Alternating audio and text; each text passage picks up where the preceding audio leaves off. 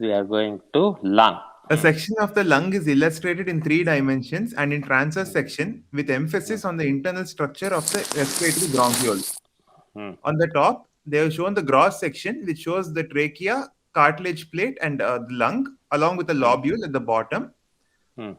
Uh, Below that, they have highlighted smooth muscle fibers, terminal bronchiole with the pulmonary artery and pulmonary vein, and a lymphatic vessel. Below that, there are elastic fibers surrounding the alveoli, and surrounding the whole structure, there is a visceral pleura. Also, there are capillary beds, alveolar duct, pore, and alveolus, which together forms the alveolar sac, which connects to the respiratory bronchiole. They have zoomed in on great alveolar cell or type 2 pneumocytes, which shows lamellar bodies and labeled surfactant. Also, they have shown the exchange of gases occurring at the alveolar capillary barrier and have labeled alveolar cells or type 1 pneumocytes, alveolus, dust cell macrophage, and capillaries. This is the functional unit. There are 3 functional units here. This is one unit, this is another unit, and this is the third unit. See, liver we call portal triad, but in the lung they don't call it triad, but the airway always goes along with the pulmonary artery and pulmonary vein. Another thing you have to remember is the lymphatics run in between the functional lobules in the interlobular septa. Green things are lymphatics, so all the lymphatics run in the interlobular septa like this, whereas the artery and vein, they follow the airway. And when you are coming through airway, trachea, bronchi, bronchioles, and then first generation, second generation, respiratory bronchiole, alveolar duct, and alveoli. This is theory. You cannot be able to differentiate after bronchiole. In trachea, in bronchi, cartilage will be there. Whereas from the bronchiole level, cartilage won't be there. So when you go to high power, this is one alveolar space, this is another alveolar space, this is third alveolar space. And in between the alveoli, I will color it in yellow. This is the alveolar septa. This alveolar septa is also known as pulmonary interstitium. In this alveolar septa, you have the branches from the pulmonary arteries and the veins. This is the space where the oxygen comes in, carbon dioxide was left in the alveoli and the oxygen goes here. Okay, this is CO2, this is oxygen going into the capillaries. So, when you divide the diseases of the lung parenchyma, you have to divide it into alveolar diseases that affects the alveolar spaces and then interstitial disease. Why it is very important? The clinical presentation will be very different. Alveolar space, whenever it is involved, it will have cough with sputum, whereas interstitial disease, it is a dry cough. Let us start with the epiglottis. Figure 15.4, epiglottis longitudinal section, stain hematoxylin and eosin, low magnification, insects high magnification. One stratified form is non-keratinized epithelium, high magnification view. 2 is lingual mucosa. 3 is elastic cartilage of the epiglottis. 4 is perichondrium of the epiglottis. 5 is taste buds in the epithelium. 6 is seromucous glands in lamina propria. 7 is laryngeal mucosa. 8 is pseudostratified ciliated columnar epithelium. Epiglottis, you may get section when they do total laryngectomy. Usually we don't take section from epiglottis, but for our histology sake, you can tell the epi who is in the grossing, and you take a section so that we can see the normal histology. This is another very important thing. In the larynx, you will get it and you have to differentiate it. Stain hematoxylin eosin, low magnification.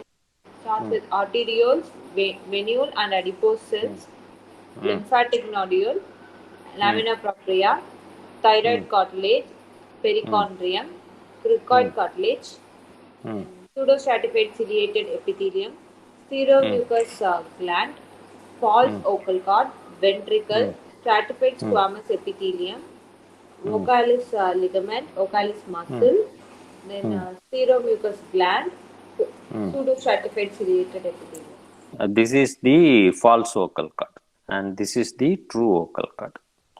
And in the false vocal cord, you have seromucinous glands, whereas in true vocal cord, you have the muscle. That's why we are able to talk. So that's very important to differentiate which is a true vocal cord and which is false vocal cord. The false vocal cord is one above, so this is superior. The thing they call the ventricle is also known as glottis, and that's why laryngeal tissue we have to classify them supraglottic.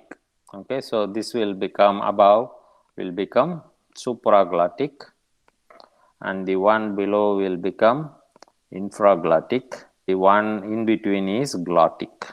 If you see a tumor involving all this, then it means transglottic. So 4 terminologies you have to remember: supraglottic, infraglottic, glottic, and transglottic. What is the lining epithelium of the vocal cords? Pseudostratified Ciliated columnar epithelium. But the true vocal cord, because of lot of use, it may undergo squamous metaplasia. That's why in the true vocal cord they put stratified squamous epithelium here. Remember the singer's nodule or teacher's nodule. So there will be lesion in the vocal cord. Trachea transverse section, stain hematoxylin eosin and low magnification. Adventitia, adipose tissue, hyaline cartilage, submucosa, mucosal fold, nerves, trachealis muscle, blood vessels, perichondrium, seromucous tracheal gland, excretory duct of seromucous tracheal glands, pseudostratified ciliated columnar epithelium, lamina propria, elastic membrane. Posterior 1/3, there is no cartilage. Probably when you are going to do autopsies, you open the trachea from the posterior aspect through the soft tissue. Salivary gland tumors, they arise from the seromucous tracheal gland. So again, if you classify the tumors of the trachea, tumors arising from the epithelium, tumors of the submucosal salivary glands, you can get cartilaginous tumors and the connective tissue tumors. Tracheal wall, sectional view, stain, hematoxylin eosin, medium magnification. Hyaline cartilage, perichondrium, seromucous tracheal gland, chondrocytes in the lacunae, excretory duct of seromucous tracheal gland, submucosa, serous demilium, pseudostratified ciliated columnar epithelium, basement membrane, goblet cells, lamina propria, arteriole and ventricle. Figure 15.8, lung, panoramic view, stain HNE, low magnification. Adventitia, submucosa, smooth muscle, lamina propria, intrapulmonary bronchus, bronchial glands with excretory duct, hyaline cartilage plates, terminal bronchiole, pulmonary vein and artery, terminal bronchiole with mucosal folds, smooth muscle, then respiratory bronchiole with alveoli, alveolar ducts, serosa consisting of connective tissue and mesothelium, lymphatic nodule and vein, adventitia, bronchiole, mucosal folds and smooth muscle, alveolar ducts, blood vessels, respiratory bronchiole, alveoli opening into alveolar duct, alveolar sacs, and trabeculae with blood vessels. They called it serosa, but what is the other name? What do you think? What serosa is there? Is there any other name for that? It's a pleura. Is it parietal pleura or visceral pleura? Visceral, sir. Super, because it is in the lung. When you see the airway without cartilage, the mucosa will collapse like a star. All these mucosa are associated with some lymphoid tissue, and these are known as mucosa associated lymphoid tissue. So tumor arising from the malt is maltoma, sir. And another very important thing you have to remember: you never diagnose lung without seeing the airway. Seeing the airway is very, very important for the diagnosis. If you diagnose a lung because of the alveoli, you may not be correct. These alveoli-like spaces may be seen in many disease process also. The minute you want to call a lung, you have to see the airway. Another one you have to remember, you see the septa. This is where the lymphatics will travel. Okay, lymphatics. Why we have to know? There are certain diseases that are lymphatic based. There are certain diseases that are airway based or pulmonary artery based or pulmonary vein based. So these artery, airway and vein based, they are more in the center, whereas the lymphatic based, they are more common in the periphery. Figure 15.9, interpulmonary bronchus, transverse section, stained with hematoxin and mucus.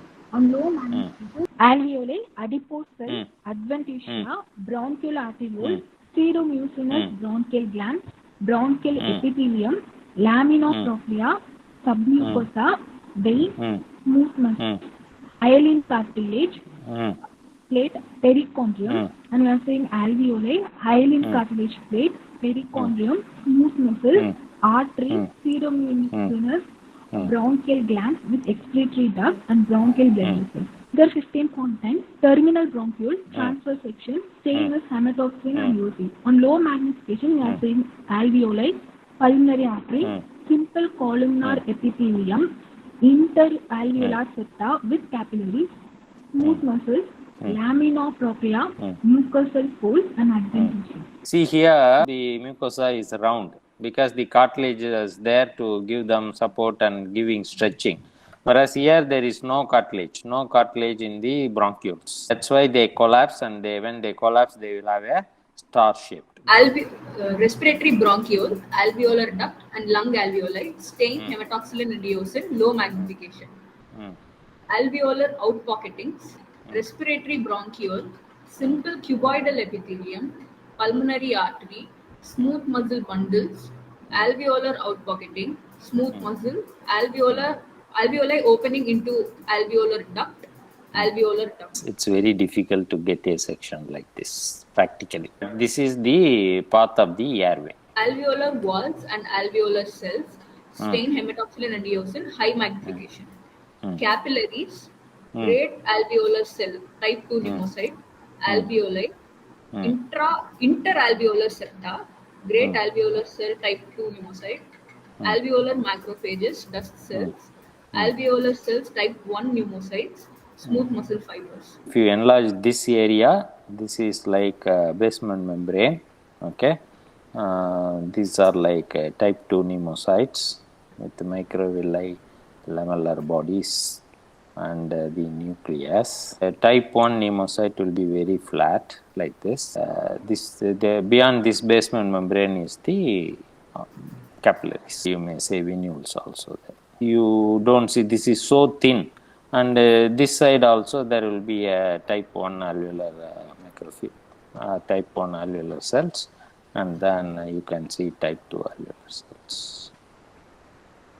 These are lamellar bodies, these are microvilli, and this is the nuclei. See, what is the disease that affects the basement membrane of the lung and kidney? Do you remember? They are basically related to each other, and there is one good, there is a bad disease that has a good name. Pasture. Super one. They produce hemorrhage. Okay, that's why you get hematuria, the renal involvement, and hemoptysis in the lung involvement. That's all about the lung.